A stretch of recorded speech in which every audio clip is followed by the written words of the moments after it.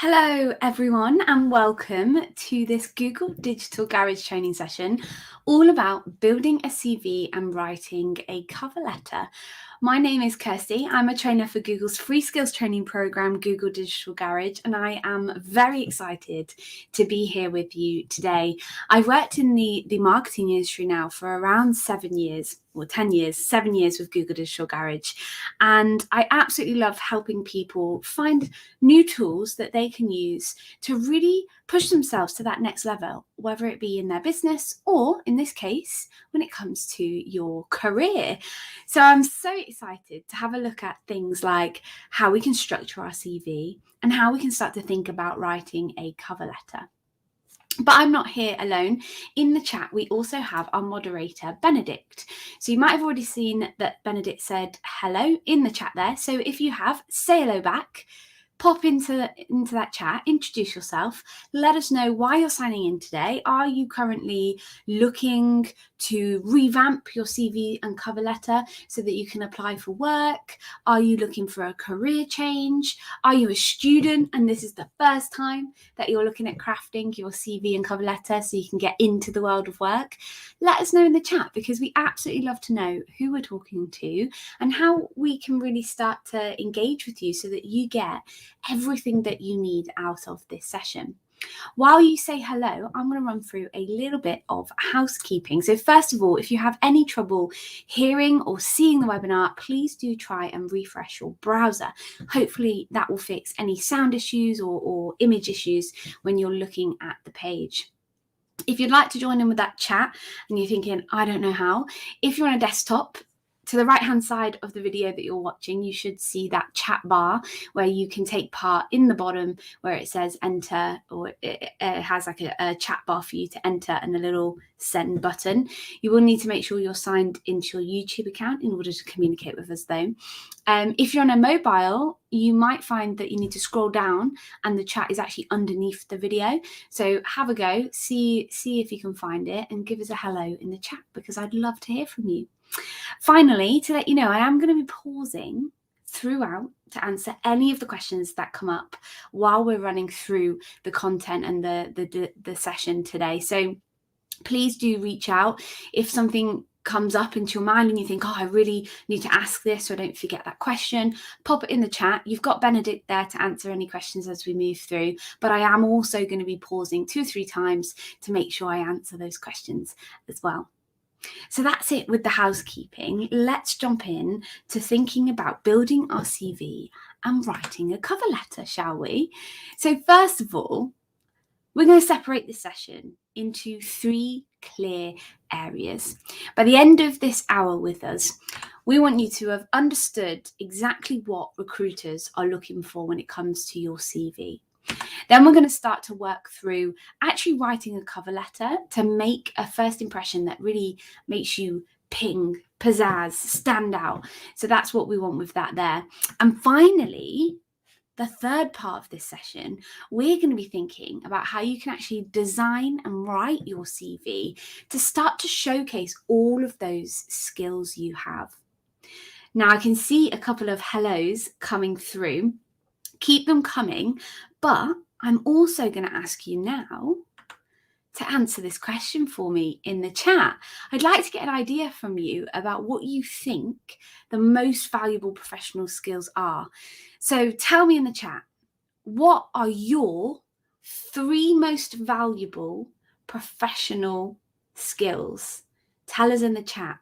And while you do that, I'm going to say hello to a few people that have come through with their hellos and their intros. So Cherry Blossom, hi. Oh, from India. Welcome, Arati there. I'm currently looking for a new job opportunity and hence want to refresh my CV for a better chance in advancing in my career. Amazing. Thank you so much for saying hello there, Cherry Blossom. Then we've got, Cherry Blossom, I should say Arati there. And then we've got Newman. Hi, I'm Newman. I'm looking for PhD opportunities worldwide. I'm from Pakistan. Wow, we're really global this evening, aren't we? I've joined this to enhance the quality of my CV and mainly the cover letter that I should write to universities. Welcome, welcome, welcome to both of you and anyone else that said hello as well. Thank you so much because, getting to know sort of where you are and what it is you want to specifically tweak when it comes to your CV, your cover letter, is really going to help me tailor this session today. So hopefully you're thinking about your 3 most valuable professional skills. So when you've thought of them, please do pop them in the chat and Benedict will love to read them and I'll circle back on them in a second. So thinking about part 1 of today's session, understanding what recruiters are looking for in a CV. And it's really important that we start to understand the landscape of recruitment. What are recruiters looking for? What trends are we starting to see when it comes to recruitment itself? The average recruiter only spends 7 seconds reading a CV. So a very, very quick glance. So all the tips and all the things that we're going to give you today to put in your toolbox of curating your CV and cover letter, it's really important that it stands out, it's clear, it's easy to read. 7 seconds. In terms of trends, the trends in recruitment are changing and that has been impacted more and more by the pandemic and the rise of digital. And as a result, we're seeing rising unemployment rates and huge changes in the world of work. So recruitment in 2022, so last year, there's been a massive shift towards cultural fits. You might have seen on a lot of job descriptions employers and potential employers talking about the culture of their organization. So that's not just from an organization point of view. We as employees are looking for good culture, a good match of culture. And it's becoming really, really important when it comes to interviews and having conversations with colleagues. So it's a real important focus and trend that we're seeing. We're also seeing a huge trend of recruitment becoming digital. It's becoming more automated. We've got so many software, different pieces of software, so many different tools, and things like the applicant tracking software, so that automated screening where before you've even got your CV in front of a real pair of eyes, potentially that has been screened for all of the keywords that link to that job description. We're also seeing a huge adoption of diversity and inclusion programs. Organizations are really starting to understand the importance and the value of having a really diverse workplace and having diverse teams. So that's allowing organizations to shift actively towards that hiring process and actively hiring inclusive teams. And we're also seeing a massive trend with the being data driven. Data is more prevalent in that recruitment process. It's helping limit the chance of discrimination by focusing on the data rather than personal views of that recruiter. And sometimes those sort of company biases that might be ingrained when it comes to selecting candidates or interviewing candidates. So there's a lot of UK recruitment trends that we're starting to see over the past few years.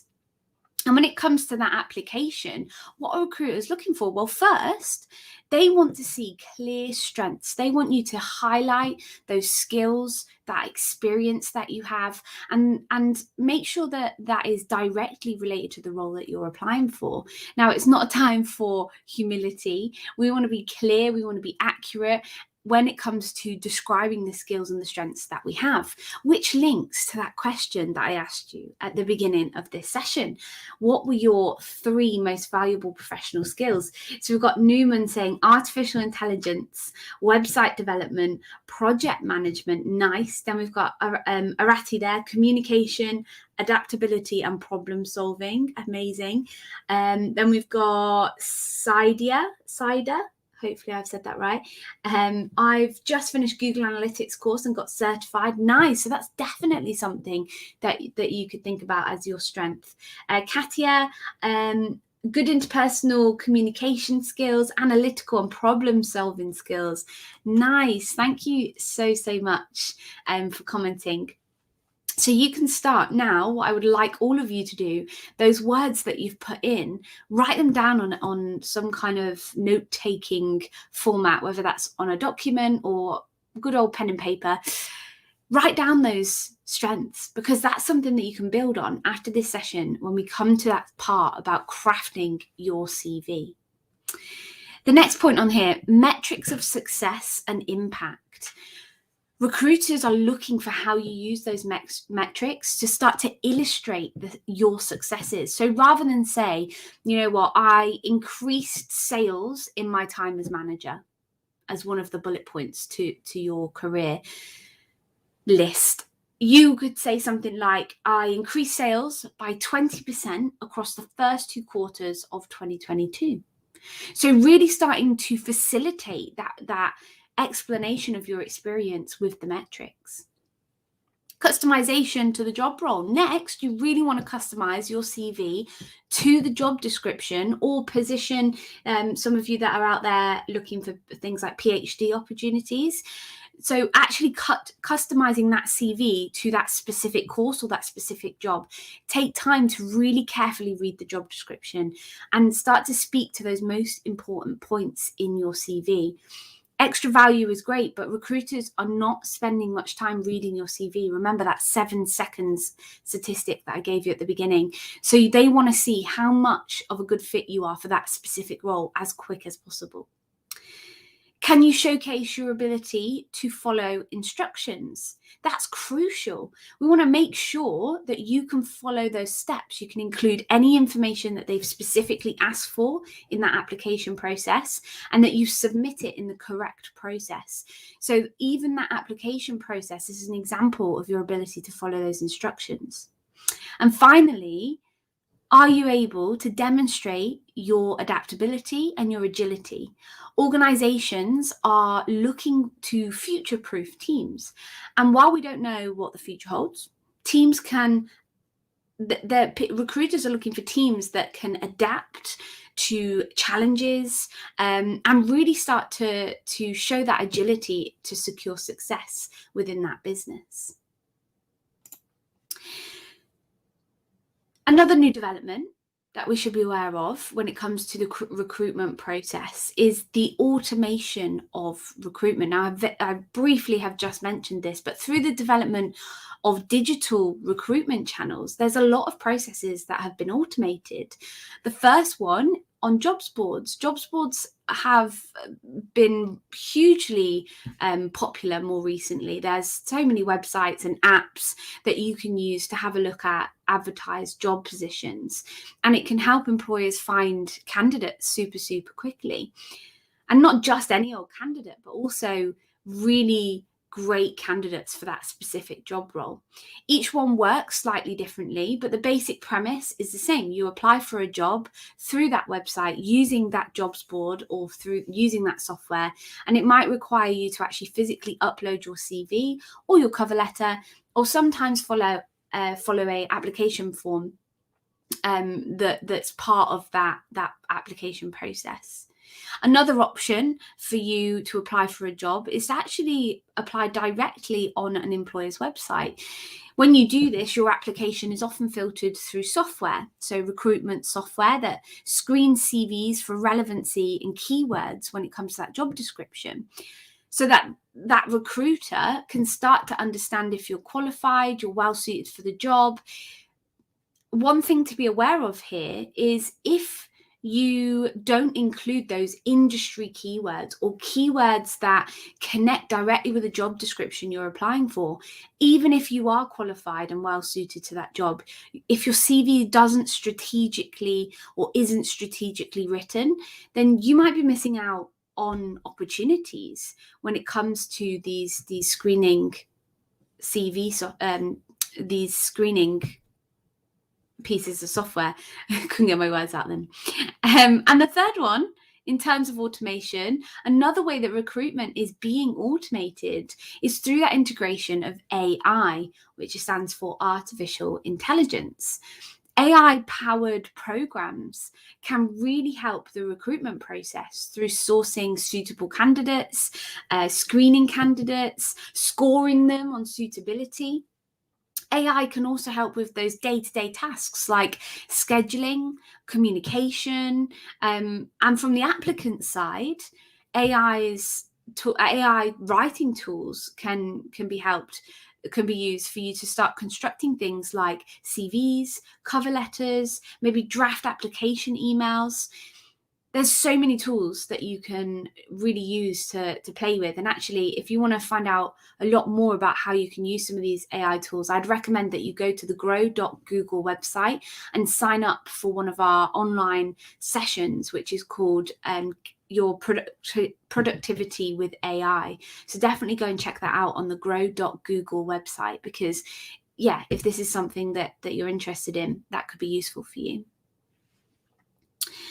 So what I want to start to talk to you about here is how you could use one of those jobs boards to start to find and also get alerts when specific roles are available or they present themselves. So a great place that you could start when it comes to looking for a job is Google Jobs. And I'm actually going to bring up a screen here and we're going to do this together. So Google Jobs brings together job postings from across the web. So whether they're on websites run by small businesses, it could be on job sites like Indeed or Reed, and they put them directly in search. So you can start to look through them all in one central place. If we were looking for a job, we were looking for something specific, say we were looking for graphic design jobs, what we could do is simply go to Google search, like you can see here, and we could type in graphic design jobs near me. And then you can see straight away in the top of search, we actually get the jobs list as one of our top results. However, what we could then do, if I actually just extend this out a little bit, we could then click into our jobs board so that we can see it in a larger format here, and then start to walk through all the jobs that come up on the left hand side. Now this could be a big job because at the moment you can see at the top we've got all selected. So actually I've not gone through and made sure this is specific enough. So you can see at the top here, we've got title, location, the date posted, the type, the company type, the employer.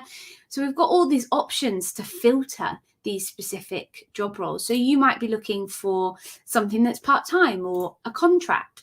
So there you go. It's now really narrowed down and filtered through to only show me the contractor jobs that Google search can find at this moment. So I might look at this one, then I can have a look through the job description, have a look at all those bullet points, start to see that salary, if that's what I'm looking for. And it starts to also compare from different sources. So you can see Glassdoor, PayScale, and also Indeed here based on similar roles within my local area. So a really, really nice tool there that you can start to use is Google Jobs to really start to think about, okay, how can I start looking for the type of role that I would like to apply for? So I'm going to bring you back to the presentation. Once you're there, you can actually click to apply on any of the jobs that you have. So on here you can see it says apply on LinkedIn. On the example that we were looking at, it actually said it had 3 buttons: apply on Twine, apply directly on Glassdoor, or apply on Simply Hired. So if a job is listed on multiple websites, Google will pull all 3 of those links so you can apply wherever is easiest for you to apply. Now, additionally, on the top there, you can see we've got that pop out coming out. If you don't find anything that is within your skill set, which is within that type of job that you would actually like to apply for. What you could do is set yourself an alert. So you can see at the top there of the screen, it says alerts, and you can actually set up and choose whether you want those alerts daily into your email address, instantly as soon as they go live and it's part of Google Jobs. Do you want that to come into your inbox, or would you like to receive those emails on a weekly basis? I can see a comment there from Seda, but when I wrote like you, it wants to take me to LinkedIn or Indeed. So along the top of search, you should see the option Google Jobs or just jobs in search. Rather than looking through the search results page, at the top, there will be an option there that says jobs. So you can source that and then click into jobs and have a look through that Google Jobs board. Hopefully that helps. But of course, Google Jobs is not the only place that we can start building a presence and that we can start to really focus our job search. There are places like LinkedIn. Now, LinkedIn is the professional social networking channel, and it's a really great place for you to build a network, for you to start to connect with potential employers. Interestingly, a third of employers do use social media to find new recruits. So it's a really great platform for you to start to showcase your expertise. You can have your profile built with all of those certifications that some of you have mentioned you're working on. You can start to build a really proficient profile that showcases all the skills you have. The other option is to also go on to a site like read.com, where you can actually actively search for jobs by category. You can filter, again, very similar to Google Jobs. You can filter by things like salary, location, working hours. And there's even a really great blog where you can get career advice or even upskill yourself in certain topic areas, which is, Reed has a very great set of resources as part of their website. There's, of course, so many other platforms that you can use, and some of them specialize in specific areas as well. So some of them, the jobs boards might be sector specific. So if you are looking for something that's very specific, do have a look around and see what fits what you're looking for. Play around with some of them and, cast your net as wide as possible to increase your chances of getting that interview call. So that's the first part, really thinking about what recruiters are looking for when it comes to our applications. Now we're going to jump into two final sections. The first one is how to write a cover letter. Now, what we are doing in this session is going to be very templated, and you might need to rearrange some of that. You might need to kind of give that a little bit of a tweak when it comes to writing it for your specific application. But when it comes to that general outline and that templated approach, we've put together a simple template that's a really great way for you to get started when it comes to writing a cover letter to go with your CV. Let's have a think of the statistics though, because sometimes I get the questions kind of, what is a cover letter? Why is a cover letter even important? I've written a really detailed CV. I've sent that over. I've written a little bit of an email to them. What's the point of a cover letter? Well, 60% of companies require cover letters. Cover letters are a really important part of your job description process, the job application process, because they give you, as the applicant, an opportunity to really showcase your skills, really showcase those skills with a bit of personality, with the achievements, and provide your motivations for actually applying for that job. So 60% of companies require that cover letter. So having one as part of your application can really give you a head start in that process. And 83% of hiring managers think a good cover letter can earn you an interview, even if your resume isn't good enough.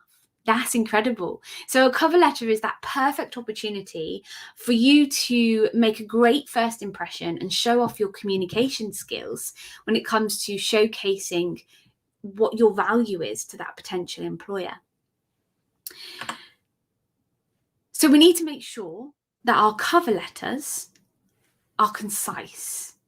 We want them to really stand out, but not be too long. So remember that statistic, 7 seconds looking at a CV. So we want to make sure that they are concise, they're to the point, and they really start to showcase what we do and those skills, those strengths that we were talking about before. Is it goal orientated? Remember, this CV, this application potentially is the first contact with those potential employers. So is it goal orientated? Can they see exactly what you are looking to achieve within your career and how their company or organization aligns with that? Is it relevant? Again, we talked about at the beginning of this session, looking to create something that's tailored to that specific job description. So is it relevant? And really important, is it authentic and is it honest? Is it really reigning true to who you are and who they're going to see when you get into that interview room? So 5 steps, the template approach for you to write a cover letter. The first one, we want to start with an introduction. Next, we're going to showcase your most relevant experience first. Then you're going to move in to demonstrate how you will add value to that position and to that organization.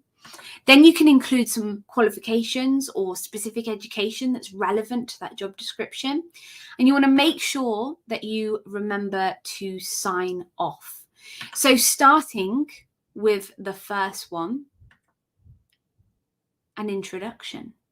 How can we create an introduction that really showcases who we are and who we're talking to? So, dear Mrs. Webb, you've got a couple of options. Dear is quite classic.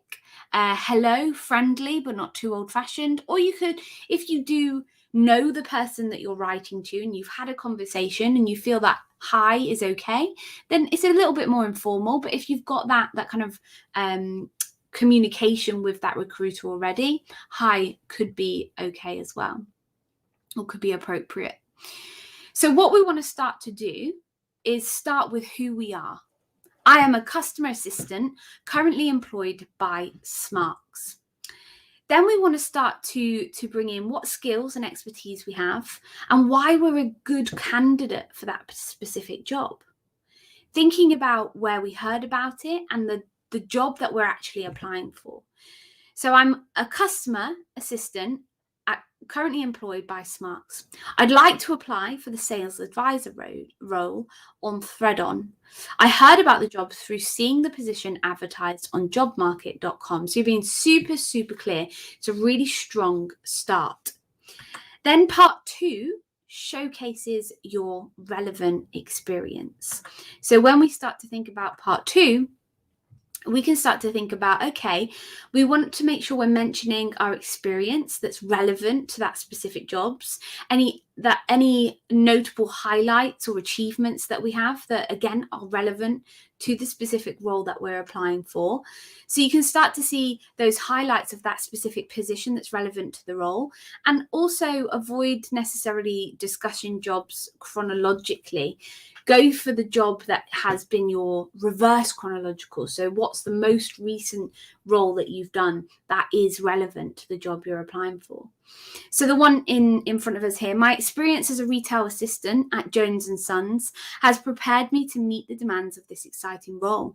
There, I excelled at customer service and was awarded Employee of the Month 3 times in my first year. Really nice, really strong, showcasing all of those elements of real experience that are directly relatable to the job they're applying for. The next part is to then demonstrate exactly how you're going to add value. How are you going to add value to that position or to that specific company? How can you highlight any experience that you're going to use to apply to this specific role? How can you illustrate any success that you've had or learnings that you've had in the past? So here we've got My training from the London Sales Forum equipped me with the knowledge needed for the role of sales advisor. I would also bring my professionalism, diplomacy, and enthusiasm to the position. Now, if you lack physical work experience or the traditional sense of experience that we would class, and you still want to highlight the skills that you've got, you could also talk about unpaid work experience here or volunteer roles. And sometimes what I've seen done really nicely is actually talk about those overall career goals and ambitions that you've got within this paragraph. Now, the next part is where you can start to include anything about qualifications or your education that, again, is relevant to the role that you're applying for. When you're completing this section, include dates, so people can see so that employer can see how recent you are keeping up to date with your professional knowledge and certifications. Include names, include locations of any schools, colleges, universities that you've attended, and also start to think of any awards or achievements that you have. So as an example here, in 2022, I graduated from Leeds University with a bachelor's of commerce degree. I accomplished this by being self-motivated and target-driven. I was also awarded the Best Pitch Award by the Leeds School of Sales. Great. So it's starting to build a bigger picture of exactly some of those skills that we have. And the final step is to remember to sign off. The way that we sign off can really, really indicate the way that someone's going to come back to us. It's important that we're not too pushy, but it's actionable. It's an actionable thing that someone can come back to us. We want to be polite. We want to be courteous. But again, we want to gently indicate those next steps. So you can see here, I would be honored to be considered for this position. I look forward to hearing from you, and please do let me know if you would like any more information about me. Many thanks. So there's loads of ways that you can kind of sign off, but really, again, bearing in mind, we don't want to be too pushy, we don't want to be making demands, but we do want to be really polite, courteous, and indicate some form of actionable next steps that we might want to take there. So some top tips when it comes to writing your cover letter. We want to keep it to one page. A cover letter should never be longer than one page. Remember, recruiters are not spending too much time when it comes to reading your CV. So the more concise you are, the more likely that they'll get the information they need, and they can give you a call and invite you to that interview. As many CVs and cover letters go through that filtering software that we talked about, it is still really important that you use those words and those phrases from the job description, using the exact job title, for example, or maybe starting to reword some of those skills that you have, but maybe you've called them something slightly different. So use those exact skills that are listed in the job description, because that's going to increase your chances of getting your CV, your cover letter, in front of an actual recruiter. Super, super important. And finally, spelling and grammar. Check your grammar. Check your spelling. Spelling and grammar errors are the number one way to turn a hirer off reading your CV. Make sure names are spelled correctly, and do your research on who you're addressing if you can, so that when you complete your application or you send across that cover letter, that introduction email, you are addressing the right person in the right department with the right courteous hello, hi, dear, to, really thinking about what's appropriate for that application.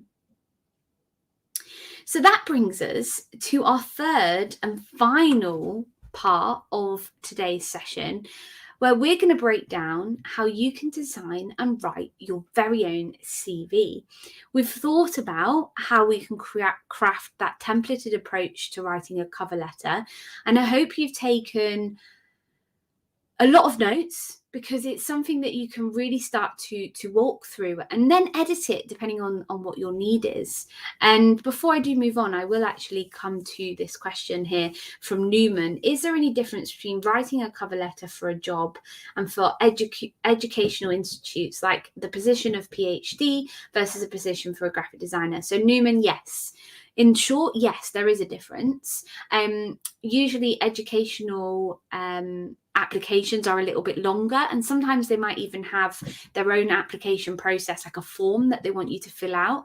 But again, when you're researching, make sure you read the instructions that they give you. So for example, with a PhD position, they might give you that application document, which will list exactly what they want you to do and what they want you to provide them with. So just pay attention to the details in those application forms and information kind of pages or PDFs that they send out to you for specific roles.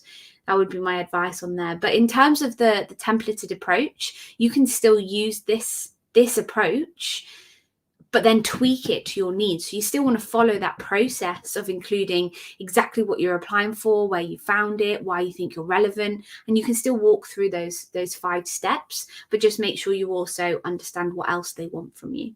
Hopefully that helps. Okay.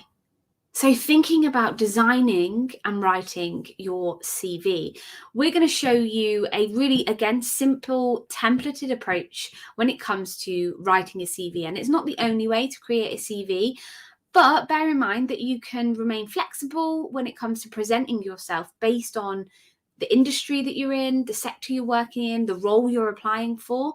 So some jobs, just like Newman's question there, some jobs may want a longer, more detailed CV.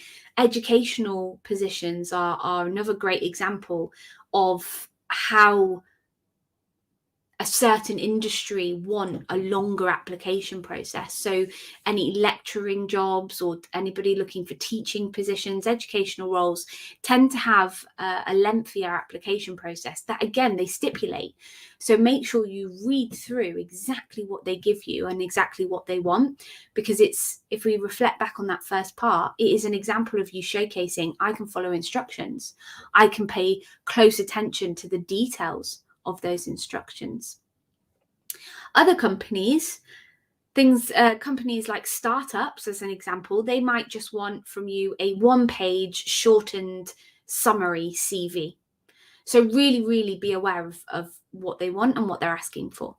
Before you apply to any jobs, we first of all need to understand what opportunities are out there and how they match your career goals. When it comes to crafting and including the relevant information on your CV, in terms of the template, in terms of the layout, there is no universally accepted template, but your CV should include all 5 of the elements that you can see on the screen. Imagine you are a prospective employer and you have 1 vacancy, and within the time that you go live with that vacancy, you get 50 CVs to read. And you only have a few minutes to your next meeting. Where do you start? And how do you start to figure out who you're going to call for an interview and who you're not going to call? So your CV shouldn't really be generally longer than 2 A4 pieces of paper. So that's the general advice, is try and keep it within 2 A4 pieces of paper. Again, if you are applying for a specific role that requires a longer application, pay attention to those instructions. But make sure with that 2-page CV, you're tailoring it specifically to the job that you're applying for. And you're including all the skills, all the qualifications, any experience that you have that is most suited to that specific role. In this section, we're going to start to break down each of these areas one by one and start to understand, okay, what's best to include in each of these areas when it comes to the CV that you're creating. So starting with basic information. And again, if you do have any questions as we move through, I am going to be pausing for questions at the end. So please do put them in that chat, because I will come back to them and I will engage and answer them as and when I can. So in the basic information section of your CV, we want to make sure you include your name, your location, your contact details. Make sure you have any necessary visas if that's something that you need to list. Do you have a driver's license? Is that relevant? Is that relevant to the job that you're applying for? You could put that within that sort of intro information at the top if you have that. And do you have any links to any other portfolios or something like your LinkedIn profile that they might want to go ahead and have a look at? It's really interesting because there's no hard and fast on things like photographs, your date of birth. Now, these are all completely optional. In the UK specifically, they are not compulsory to put on your CV. But sometimes, unless, for example, the only time that you would think about that is if you were an actor and you were sending an application, you might send a headshot and an age range. But in regards to other industries, it's not compulsory to have to put your date of birth or a photograph in regards to your CV. So that basic information, start to think about, have I spelled everything right? Is everything accurate? When it comes to your address, you don't necessarily need to put your full home address. For me, I'm based in Liverpool, so I actually put Liverpool on my CV. So they know where I am locally, but I also drive a lot for work. I travel a lot for work. So I then, in my basic information, have full clean driver's license, UK driver's license, so they can see where I'm based here, but I drive. So that's kind of how I do that. So think about what's relevant to you, to the work you're wanting to do, and also to that job description that you're applying for. The next part is your opening summary. Now, this is made up of 2 to 3 sentences where you describe exactly who you are and what you can do for that specific employer. And it almost works like an elevator pitch, an introduction to your CV, so that you can really sell yourself. You can be human. You can give a little bit of your personality. And it's a really great opportunity to tell your employer who you are, what you can do, and what it is you're looking for. So it's your CV elevator pitch. An example, and I've got one in front of me of something you could write here. So I'm a recent graduate of economics looking for analyst roles. I have experience working effectively within teams and leading projects, delivering engaging presentations and networking with others. I have completed 2 internships, which helped me develop my analytical skills, and I've also volunteered as a treasurer for my local community centre for the past 2 years. I'm passionate about finance and helping people look after their money. So it's short, it's concise, it's to the point, and it's relevant to the specific job that would be written for. The next part, work experience. When you're completing this section, it's really important that you try to ensure that it's completed in reverse chronological order. So the most recent job that you have done or most recent experience you've done is at the top, and then you work backwards in time. Provide that recruiter with company name, job details, job titles, and any dates that you worked within that role for. Give a brief description and maybe some of those metrics that we talked about earlier. So what were some of those main achievements that you achieved in that role? And remember, rather than I battled through challenges, you could say something more like I've overcome obstacles with creativity and innovation. With this as well, when you're making the description for each job role, aim to use bullet points wherever you can to really highlight those responsibilities or achievements within each role. Because again, it makes it easier to read when someone is scanning through your CV. You can list any work you've done from your most recent job through to your first job. But remember, it doesn't have to only be paid work. Don't spend too much time describing the obvious parts of your job. Focus on what you did, what you achieved, and how you added value to that specific role and that specific organization. After your work experience, you can then start to think about your education and achievements. So again, you can start to list qualifications and the schools or colleges that you obtained them in. And you can do that again in date order for simplicity. I have mine in reverse chronological order as well. So I have my most recent certifications as the first, and then work back in time to my degree. You should also include qualifications that are relevant to any other achievements. So maybe you've got health and safety qualifications or first aider qualifications. If they're relevant to the job, then include them within that qualifications and education list. Anything that's relevant to that role is going to be an advantage. If you're in the position where you are looking for your first job since leaving education, you could include this information above your work experience information. Like I said before, there's no universally accepted template for a CV. And I'm going to show you a couple of examples of how you can arrange that, because it's about putting the most relevant, most important information in front of the recruiter first. And then you could put your work experience. So if you're someone that is changing careers, or potentially you're coming out of university or college and you're looking for that first job, then that can be something that you do. Finally, we have our skills and strengths. We're going to go into this in a little bit more detail, because your CV and cover letters aren't about tricking your employer into hiring you. It's about highlighting the parts of your character that are most applicable to the job that you're applying for. So in order to represent this most efficiently, we want to display what your employable qualities are. And I can hear some of you saying, I don't have any, but you do. You have many. So what skills do you have? What experience suits you? Or what experience do you have that suits the job that you are applying for? And a really key starting point to your job search is to get to know yourself, because the more you know about what your strengths are and the skills that you have, the more you're going to be able to talk about that and represent your strengths in a positive way. So you can start to think about the questions that are on the screen here. What qualities would people describe you as having?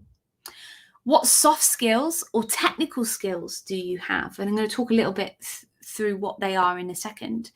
And how would you relate them to the job description specifically? Now, before you jump into some of these, I do want to highlight the key differences between a skill and a strength. So a skill is having a ability to do something well or have expertise. And we learn skills. We learn skills through being taught, through experience. So it might be things like handling money, or being fluent in a different language, or being proficient in certain software. So a skill is something we learn to do. A strength is how we describe a natural strength. These are things we're born with, and they're positive qualities that we pick up over time. Now, your strengths on your CV might include things like organized or good communication skills when it comes to serving customers or doing reception work, whatever it is that you're looking at. So your skills and strengths will fit smoothly within that skills and strengths section of your CV. When you're writing about your skills and strengths, think about all of these questions you can see on the screen and start to understand how you can get to know yourself in a little bit more detail. Because ideally, when you get to that interview section, you can start to integrate that into how you answer those questions in an interview. And I can see a question's come through, but I think I might answer it in the next few slides, Cherry Blossom. So if not, I will come back to it. But I think I might answer that in a second. So when it comes to showcasing your skills, what you may see some people do, and this is a really nice way of doing this, is you can actually separate your skills into 3 core areas: soft skills, hard skills, and digital skills. So when you start to think about you applying for work, you can think about the skills that your employer is looking for and what skills match your skills or your ability when it comes to what you can do and what you've got experience with. There is a widely documented skills gap here in the UK marketplace when it comes to hiring young people. And it means there's not enough skilled workers to fill the jobs that are available. A recent survey, actually, by the Youth Employment UK found that 63% of employers are currently facing a skills gap. So when you start to think about what skills your employers are looking for, they categorize them into these three key areas. So the first one, soft skills. These are things like your interpersonal traits, your interpersonal skills. Soft skills are what employers are looking for, and they're including things like resilience, leadership, communication, confidence, assertiveness, presentation skills, timekeeping skills. So they're all of those elements that some you may have had to learn, and some of them you might actually have as a natural strength.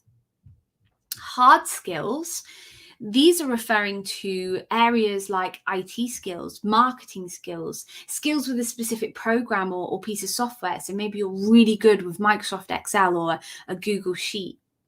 So these are skills that you have picked up over time through practice. And then, of course, we have digital skills. So here in the UK, the government has actually laid out what it calls its essential digital skills.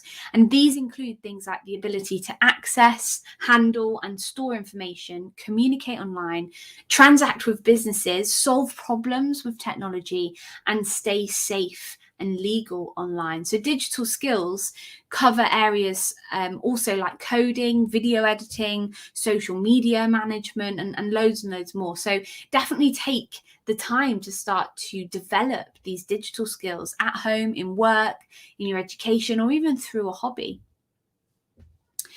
So when we start to think about the types of skills that sit in some of these areas, we can start to see, and maybe some of you are looking at these lists now and you're thinking, I speak another language. I didn't realize that's something I could list in my CV. Absolutely. Maybe you've got a specific skill with something like a spreadsheet and you're really good with formulas. Talk about it. And you could even create 3 kind of subheadings, if you've got room for it, on your CV that showcases the 3 areas of these skills that you have. Then we come to our strengths. How can you define those strengths? And we know the importance of showcasing those skills on our CVs, but how can we start to define what we have as our core strengths? And when we're applying for jobs, it is important that we stand out from the crowd and start to distinguish ourselves from other candidates.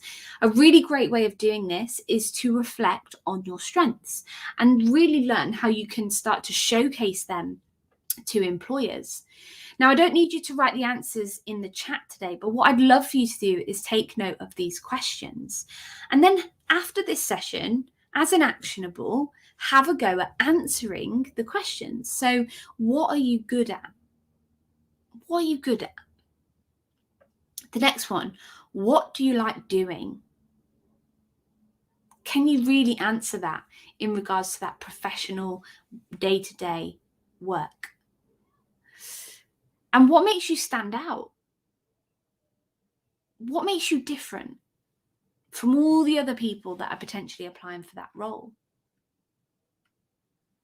The other thing that you can start to do once you started to work on these questions and understand what your strengths are, is you can start to think about the specific words that you use to describe yourself.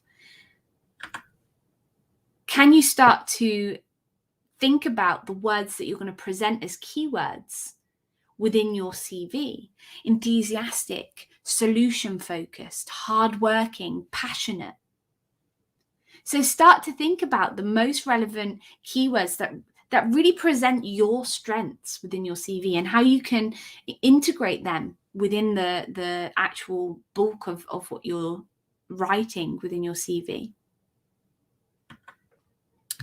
When it comes to your experience and describing your experience, ultimately your experience covers anything that showcases a particular strength or a particular skill. And there's loads of different ways of showcasing your experience. And that might be internships, work experience, part-time or weekend jobs, volunteering, certificates and achievements, hobbies, extracurricular activities. There's so many different ways that you can showcase the experience that you've got. So when you're describing your experience, really focus on showcasing your character, your passion for that specific topic, that job, that industry that you're looking to apply into. Make sure as well that you're relating it to your life and you're relating it to showcase exactly how that experience relates to the role you're applying for. And finally, make sure you're understanding how that experience demonstrates your potential. And employers not just looking at what you've done but also what you can do. So in that interview process and in that CV and cover letter, your job is to convince them that you are capable of taking on that job. So you can start to make a list of all the relevant experiences you've had. If you are a fresh IT graduate, maybe you've done an internship during your studies. Maybe you've had experience working for a friend or a your family's company. Maybe you can talk about general experience that you've had. Maybe you've traveled and you've faced challenges that helped you develop certain skills. What I would say here as a little note is just be honest about your experience. Talk about your experience sensibly. Remember, the employer doesn't expect you to have wisdom and expertise to absolute levels at this point, because they're going to offer you, in most cases, continued professional development and areas to practice and work and develop those skills where you may be lacking them. So be honest and don't embellish the truth, because you don't want to break that barrier of trust during the application process. So what I would love you to do after this session is actually start reflecting on your experience up to date. Start to ask yourself, what have I done? What did I do? And can you write yourself a paragraph or even if you're on a computer, can you get a document open and answer that question? What did you do? Then when you finish that, can you answer the question, what did you achieve? Focus on what your impact was on that organization. So your impact within the role and the impact that you had on the business, what were the results that you had? And the final question there, how does that relate directly to the job that you are applying for? Really, really important. So I mentioned formatting earlier and how there's no universal way to lay out your CV. Now, this is a really good example of that. You can see, depending on what is most relevant, you can start to visualize exactly how you want to lay out your CV. And you can see on those templates, we've got our contact at the top, but actually, depending on what's more relevant, the education, the experience, the key skills, you can move what is more relevant around within that middle part of the template. Promote the content at the top that you want to draw the most attention to. If you're applying for a role that requires you to have a certain amount of work experience or previous experience in a particular sector or role, then you probably want to emphasize your work history if you've got that experience. However, if you don't necessarily have that experience, but you definitely know you can do the role and you've got a lot of the educational side of it, or you've got some volunteering experience, then maybe you want to put that towards the top with those key skills and description points. I've mentioned templates. There are so many places. Now you know the basic rules of creating a CV. There are so many tools that you can start to use to get started. Within Google Docs, there is a template gallery that you can have a look and see if there's any templates there that you feel really suit your needs. If any of you have used Canva before, canva.com, and I'm sure Benedict can pop all these links for you in the chat. Great tool for you to start designing all sorts of documents, including a CV. And the last tool that's listed here is jobseeker.com, which is a platform that you can use to actually search and apply for jobs as well. But they have a tool where you can actually create a resume, a CV, and then apply directly for jobs with that curated resume. So before we pause for those final questions, you might have created a CV And actually now you're here trying to revamp that. You know, you've created a CV you're really happy with, but we've said quite consistently throughout the session that it's important to tailor that CV specifically to the job you're applying for, which is going to require you to edit that CV and elevate it to be as relevant as possible. So you can, again, customize by making copies and using some of those templates that are available to you. There are so many templates that you can start to use, whether that is in things like Google Docs, Canva. There's also places like Visual CV, Kick Resume, Craft CV. So there's so many different places that you can access to find some of those templates and those approaches. Focus on your results. Focus on those examples that you can talk about. So when it comes to focusing on results versus tasks, I managed the sales team for 1 year. Turn that into something like, I led my team to exceed the 2023 target by 15%. When it comes to showing examples, click here to read my portfolio, or maybe you've got some reviews on your LinkedIn profile. Click here to read my testimonials on LinkedIn. Use active verbs. So rather than I increase client retention by improving communication, go for something more like I improve client retention by elevating communication. So be active with your language. So tailor that CV, like I said, directly to the job you are talking to. Create a long version, edit it for each of those job descriptions, and that's going to help decrease your application time. So while I answer this final question, I'd like you to tell me in the chat from this session, what changes to your CV are you going to make based on what you've learned today? Tell me in the chat. And while you do that, I'm just going to read this final question.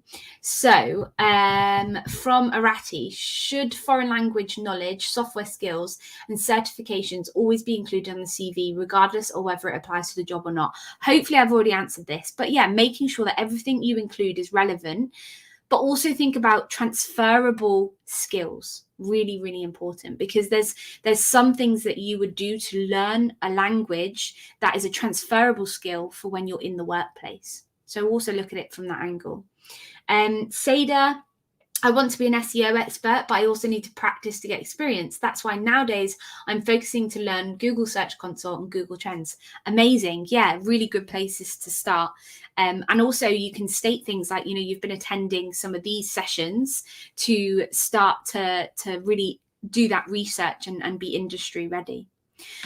So that is all of the questions. Thank you so, so much. I will read through some of your answers. What I would love for you to do, I am going to wrap up. We are out of time. And I do hope this has been a useful dive into creating a CV and cover letter. If you could scan this QR code or go to the link in the blue box, we'd love to know how else we can help you. How did you find this session? Has it really pointed you in the right direction in regards to what you can do next with your CV? And thank you, Newman. Experience, summary, and education part, really, really great. And then we have Arati there saying, I'm going to add results into my CV. Yeah, great. Those metrics, those results. So hopefully you've got that QR code. I am going to say goodbye. Thank you so much, everyone, for joining today. And we look forward to seeing you in many more Google Digital Garage training sessions in the future. Goodbye.